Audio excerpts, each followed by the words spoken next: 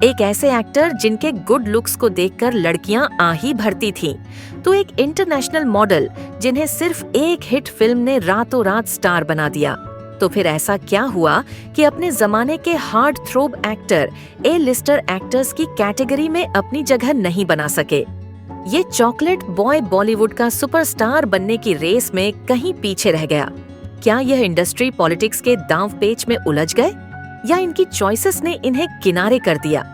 दोस्तों, आज हम बात कर रहे हैं एक ऐसे चेहरे की जिसने आउटसाइडर होते हुए भी अपनी जबरदस्त एंट्री, स्वैग और गुड लुक से 90 के दिग्गज एक्टर्स का सिंहासन हिला दिया।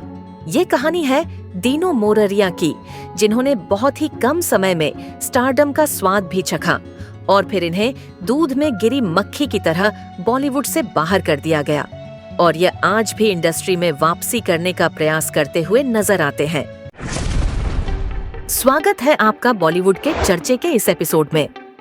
तो चलिए शुरू करते हैं दीनू मोररिया की ये रोलर कोस्टर, दिलचस्प और प्लॉट में ट्विस्ट वाली कहानी। दोस्तों, हर कहानी की शुरुआत उसके बैकग्राउंड से होती है और दीनू मोररिया का बैकग्राउंड ही इन्हें सबसे अलग बनाता है। इनका जन्म 9 दिसंबर 1975 को कर्नाटका के बेंगलुरु में हुआ। इनके पिता इटालियन थे और मां केरलाइट इंडियन।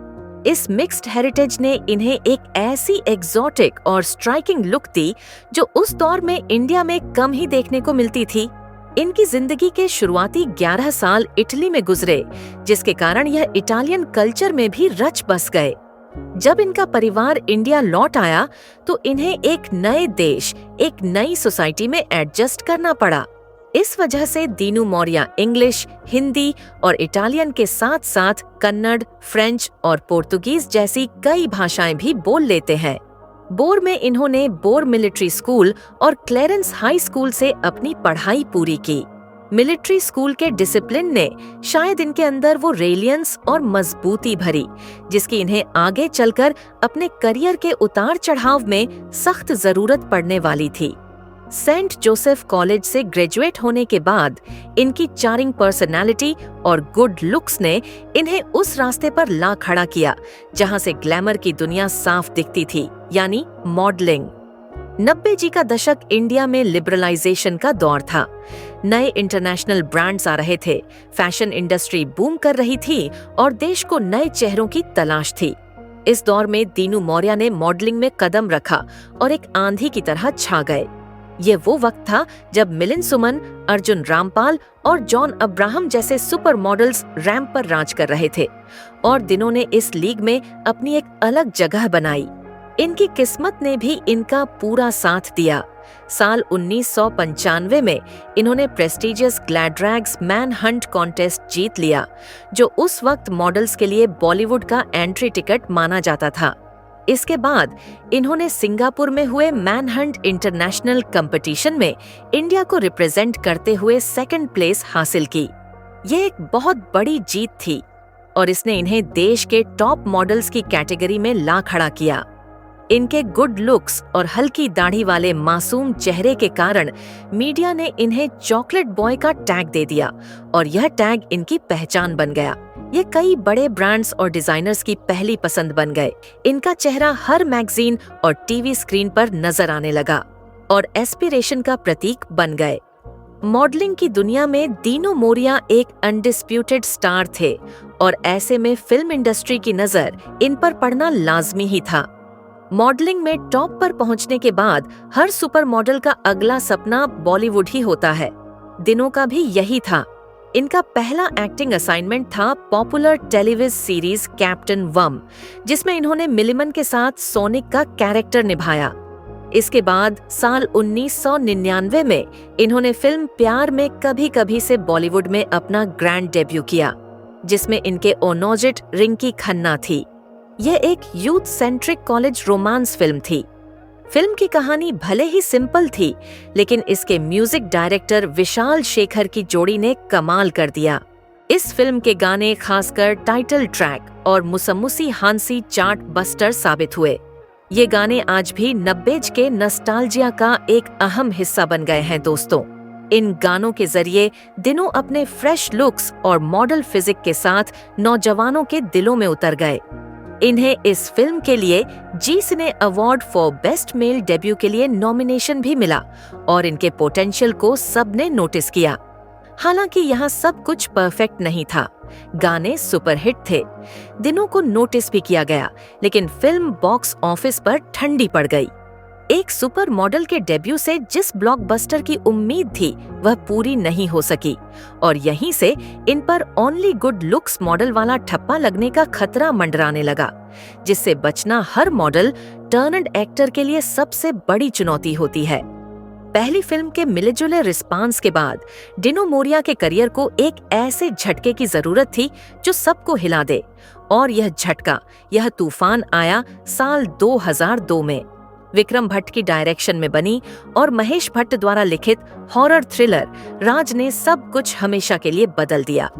ये वो दौर था जब हॉरर फिल्मों को अक्सर बी ग्रेड कैटेगरी में रखा जाता था, लेकिन भट्ट कैंप ने इसमें A list production value, tight scripting और सबसे इम्पोर्टेंट सोल स्टरिंग म्यूजिक का तड़का लगाया। बिपाशा बासु के ऑपोजिट कास्ट किए गए डिनो मोरिया की ये फिल्म हॉलीवुड की व्हाट लाइज विनीत से इंस्पायर्ड थी, लेकिन इसका ट्रीटमेंट पूरी तरह से देसी था। ये लोग हांगकांग से डेलीगेशन लेके आए हैं और राज ने बॉक्स ऑफिस पर आग लगा दी। फिल्म ने रिलीज होते ही ऐसी पकड़ बनाई कि बड़े बड़े ट्रेड पंडित भी हैरान रह गए। नदीम श्रवण के गाने जैसे आपके प्यार में और जो भी कसमें साल के सबसे बड़े हिट्स बन गए। अलका याग्निक और उदित नारायण की आवाज में यह गाने आज भी सुने जाते हैं। बिपाशा बासु की sizzling on screen chemistry film की सबसे बड़ी यूएसपी बन गई और इनका ऑफ स्क्रीन रिलेशनशिप भी उन दिनों सुर्खियों में था और इसने फिल्म के लिए एक जबरदस्त बस भी क्रिएट किया। राज उस साल की सबसे ज्यादा कमाई करने वाली फिल्म्स में से एक बनी और डिनो मोरिया, जो कल तक एक स्ट्रगलिंग एक्टर थे, एक रात में इंडिया के सबसे बड़े हार्ट थ्रोब बन गए। Magazine covers, interviews, public appearances, ये हर जगह छा गए। इनका नाम हर प्रोड्यूसर, डायरेक्टर की जुबान पर था। ऐसा लग रहा था कि बॉलीवुड को उसका अगला सुपरस्टार मिल गया है, लेकिन राज की जबरदस्त सक्सेस एक दो-धारी तलवार साबित हुई। एक तरफ डिनो मोरिया के कदमों में स्टारडम था, तो दूसरी तरफ इनके कंधों पर उम्मीदों का एक पहाड़। हर कोई इनसे एक और राज की उम्मीद कर रहा था, लेकिन कहते हैं कि सक्सेस को मेंटेन करना उसे पाने से ज्यादा मुश्किल होता है, और डिनो मोरिया के केस में यह बात बिल्कुल सही साबित हुई। राज की आग में तप कर निकले डिनो और बिपाशा की जोड़ी को डायरेक्टर्स ने इसी साल फिल्म गुनाह में फिर से भुनाने की कोशिश की। ये एक क्राइम थ्रिलर थी, लेकिन राज जैसा जादू दोबारा नहीं चल सका और ये फिल्म बुरी तरह से फ्लॉप हो गई। ये पहला बड़ा झटका था। इसके बाद डिनो मोरिया ने कई थ्रिलर साइन किए, शायद यह सोचकर कि यह जॉनर इनके लिए लकी है, लेकिन बाज अ बर्ड, इन डेंजर और रक्त जैसी फिल्में कब आई और कब चली गई किसी को पता भी नहीं चला। मैं जानता हूँ वो यहाँ आती है तुमसे मिलने और तुम उस पर अपना काला जादू चलाती हो। किसी सुहागन को देखकर तुम्हें जलन होती है। जब सोलो हीरो फिल्में नहीं चल रही थी तो डिनो मोरिया ने मल्टी स्टार्स का रुख किया। संजय दत्त और संजय सूरी जैसे एक्ट्रेस के साथ साल 2004 में आई फिल्म प्लान में यह साइड रोल में नजर आए। हालांकि यह फिल्म भी बॉक्स ऑफिस पर धड़ाम हो गई। इसके बाद साल 2006 में आई comedy film Tom Dick Harry ठीक ठाक चली, लेकिन इसका क्रेडिट भी सभी एक्टर्स में बंट गया। इन फिल्मों में डिनो मोरिया आते थे, अपना रोल करते थे, लेकिन इनका किरदार इतना दमदार नहीं होता था कि ये ऑडियंस पर कोई गहरा असर छोड़ सके। इस दौरान इन्होंने साल 2006 में आई फिल्म अक्सर में इमरान हाशमी के साथ एक नेगेटिव रोल किया। फिल्म का म्यूजिक हिट था और फिल्म ने एवरेज बिजनेस भी किया, लेकिन इसका क्रेडिट इमरान हाशमी ले गए। इसी साल इन्होंने हॉलीडे जैसी म्यूजिक रोमांस भी की, जो हॉलीवुड की डर्टी डांसिंग से इंस्पायर्ड थी, पर यह फिल्म भी कुछ खास नहीं चल सकी। एक के बाद एक फिल्मों का अंजाम बुरा होता गया। एक रिपोर्ट के मुताबिक इनकी लगातार 22 फिल्में फ्लॉप हो गई, जो कि किसी भी एक्टर के लिए एक दुर्भाग्यपूर्ण रिकॉर्ड है। मीडिया, जो कल तक इन्हें द नेक्स्ट बिग थिंग कह रही थी, अब इन्हें वन हिट वंडर और फिनिश्ड एक्टर कहने लगी। इनकी स्क्रिप्ट चॉइसेस पर गंभीर सवाल उठने लगे। स्टारडम का नशा तो उतर चुका था और जमीन साफ दिख रही थी। इस प्रोफेशनल स्ट्रगल का असर इनके कॉन्फिडेंस और इनकी पर्सनल लाइफ पर भी दिखने लगा। डाइनो मोरिया की प्रोफेशनल लाइफ की तरह ही इनकी पर्सनल लाइफ भी हमेशा मीडिया की नजरों में रही थी। इनका रिलेशनशिप इनकी को-स्टार बिपाशा बासु के साथ साल 1996 से 2002 तक चला। ये बॉलीवुड की एक सुपर कपल जोड़ी थी। राज के टाइम पर इनका प्यार परवान पर था, लेकिन स्टारडम का प्रेशर और पर्सनल इश्यूज इस रिश्ते पर हावी होते चले गए और राज के ठीक बाद यह जोड़ी अलग हो गई। इसके अलावा डीनो मोरिया कंट्रोवर्सी से भी अछूते नहीं रहे। साल 1998 में बिपाशा के साथ इनका एक स्विस इनरवेयर ब्रांड कैनेडा के लिए किया गया फोटोशूट बेहद कंट्रोवर्शियल हो गया। एक एड में डीनो को बिपाशा के अंडरवियर अपने दांतों से खींचते हुए दिखाया गया। 90 जी के उस दौर में ये एक बड़ा स्कैंडल था। इस पर इतना बवाल मचा कि आखिरकार उस एड को बैन ही कर दिया गया और इसने इनकी चॉकलेट बॉय इमेज को एक बैड बॉय का एंगल दे दिया। वहीं हाल ही में इनका नाम मुंबई के मीठी रिवर डिसल्टिंग स्कैम में भी सामने आया है, जहां मुंबई पुलिस की इकोनॉमिक ऑफेंसेस विंग इनसे पूछताछ कर रही है। हालांकि अभी तक कुछ साबित नहीं हो सका है, लेकिन इस तरह के आरोप किसी भी पब्लिक फिगर की रेपुटेशन पर एक दाग जरूर लगा देते हैं। हालांकि जब फिल्मों का सिलसिला टूट रहा था और करियर अंधेरे में जाता दिख रहा था, तब डाइनो मोरिया ने हार नहीं मानी। ऐसे में ज्यादातर एक्टर्स गुमनामी में खो जाते हैं, लेकिन इन्होंने समय रहते एक बैकअप प्लान तैयार किया। एक्टिंग से थोड़ा ब्रेक लेकर इन्होंने खुद का बिजनेस सेटअप कर लिया। शायद इन्हें समझ आ गया था कि बॉलीवुड में सक्सेस की कोई गारंटी नहीं है और इन्हें अपनी किस्मत खुद लिखनी होगी। डीनो मोरिया ने अपने दोस्तों के साथ मिलकर एद फ्रेश प्रेस नाम का एक कोल्ड प्रेस जूस ब्रांड शुरू किया, जो आज भी काफी पॉपुलर है। इसके अलावा इन्होंने हॉस्पिटैलिटी इंडस्ट्री में भी इन्वेस्ट किया। आज डीनो मोरिया मुंबई में द क्रीप स्टेशन जैसे सक्सेसफुल कैफेज और रेस्टोरेंट्स की एक चैन के मालिक हैं। यह एक प्रोडक्शन हाउस भी चलाते हैं। एक रिपोर्ट के अनुसार इनकी नेटवर्थ आज 150 करोड़ से भी ज्यादा है। ये इनकी बिजनेस एक्यूमन और दूरदर्शिता का सबूत है, जिसने इन्हें फाइनेंशियली सिक्योर बनाया। इन्होंने साबित किया कि यह सिर्फ एक हैंडसम फेस नहीं, बल्कि एक शार्प माइंड भी है। डीनो मोरिया सिक्योर हो चुके थे, लेकिन इनके अंदर का एक्टर अभी भी जिंदा था। ये एक सही मौके की तलाश में थे और यह मौका इन्हें दिया OTT प्लेटफॉर्म्स ने।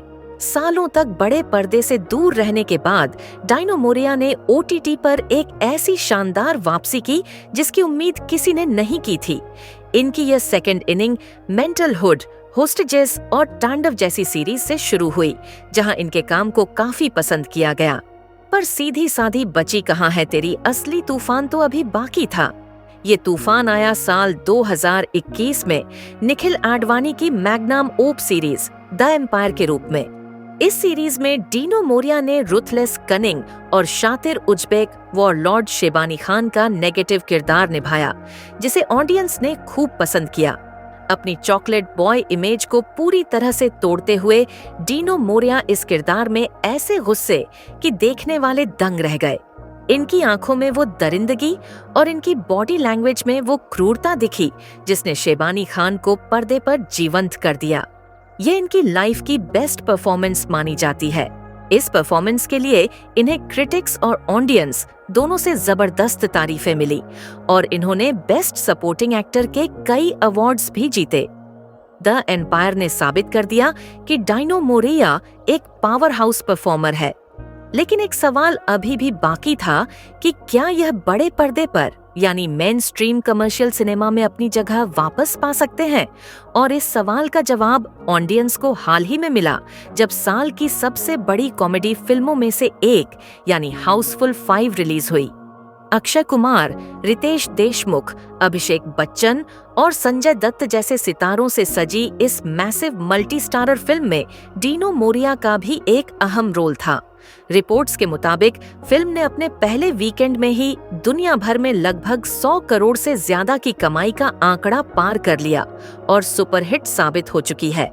लेकिन सबसे बड़ी खबर डाइनो मोरिया के लिए है, क्योंकि क्रिटिक्स और ऑडियंस दोनों ही इनके परफॉर्मेंस की जमकर तारीफ कर रहे हैं। इनके कॉमिक टाइमिंग और अक्षय कुमार के साथ इनकी ऑन स्क्रीन केमिस्ट्री को फिल्म की हाइलाइट्स में से एक बताया जा रहा है। यह इनके करियर की वो बॉक्स ऑफिस सक्सेस है जिसका यह राज के बाद से 2 दशकों से भी ज्यादा लंबे वक्त से इंतजार कर रहे थे। दोस्तों, ये कहानी एक ऐसे आउटसाइडर की है जो इंडस्ट्री में आया, एक फिल्म से आसमान पर पहुंच गया, फिर जमीन पर गिरा और 20 साल तक संघर्ष करता रहा। यह कहानी उस वन हिट वंडर की है जिसे इंडस्ट्री ने भुला दिया, लेकिन उसने हार नहीं मानी। जानकार बताते हैं कि आउटसाइडर होने और कॉम्प्रोमाइज न करने की वजह से ये फिल्म इंडस्ट्री में किसी बड़े डायरेक्टर के फेवरेट नहीं बन सके और इस वजह से कई बार इन्हें बड़ी फिल्मों में कास्ट होने के बाद रिप्लेसमेंट का भी सामना करना पड़ा। हालांकि जब एक्टिंग करियर में अंधेरा छाया तो इन्होंने बिजनेस में अपना एम्पायर खड़ा कर लिया। जब इन्हें अपनी एक्टिंग का हुनर दिखाने का मौका मिला तो इन्होंने द एम्पायर जैसी परफॉर्मेंस देकर सबको गलत भी साबित किया, और जब इन्हें बड़े पर्दे पर एक और बार मौका मिला तो इन्होंने हाउसफुल 5 जैसे बड़े स्टार कास्ट के बीच अपनी जगह भी बनाई। अगले वीडियो में आपसे फिर होगी मुलाकात, तब तक के लिए नमस्कार।